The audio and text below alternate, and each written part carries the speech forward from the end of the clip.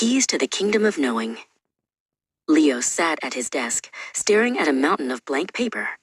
The classroom was filled with the hum of busy bees, but Leo felt like a tiny boat lost in a very big ocean. He didn't know where to start his project, and the more he stared at the white page, the larger it seemed to grow. Suddenly, a shadow fell across his desk. It was Ms. Amara. She didn't tell him to hurry up or scold him for the empty page. Instead, she reached into her pocket and pulled out a shiny silver magnifying glass. She placed it gently on his desk and winked. "Look closer, Leo," Ms. Amara whispered. She held up a single autumn leaf she had found on the playground. Through the glass, the leaf wasn't just brown. It was a map of golden veins and hidden paths. She showed him that everything has a story if you take the time to look for the details. The spark ignited. Leo grabbed his pencil and began to draw. He realized that Miss Amara wasn't just a teacher of science.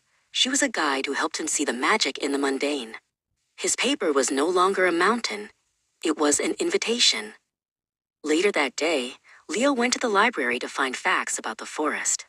He wandered through the tall, dusty shelves until he felt lost again.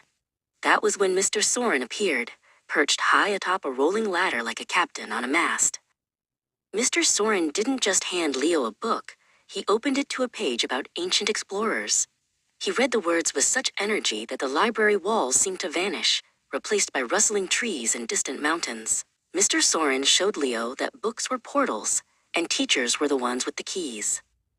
During recess, Leo was running so fast that he tripped over a stray root. He scraped his knee and felt a hot tear sting his eye. Before he could even call out, Mrs. Willow was there. She knelt in the grass, her presence as calm as a quiet pond.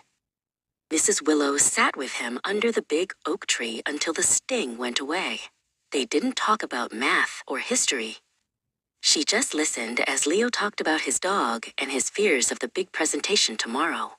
She showed him that a teacher's heart is just as important as their chalkboard. The day of the big showcase finally arrived. Leo stood in the gymnasium, surrounded by posters and models. He felt a flutter in his stomach, but then he looked at his project.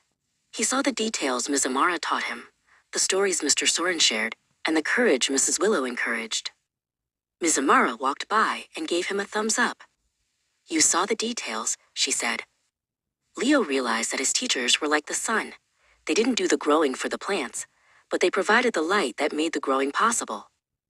Mr. Soren and Mrs. Willow stood at the back of the room, watching their students with quiet pride. They weren't just checking off lessons or grading papers. They were watching the small seeds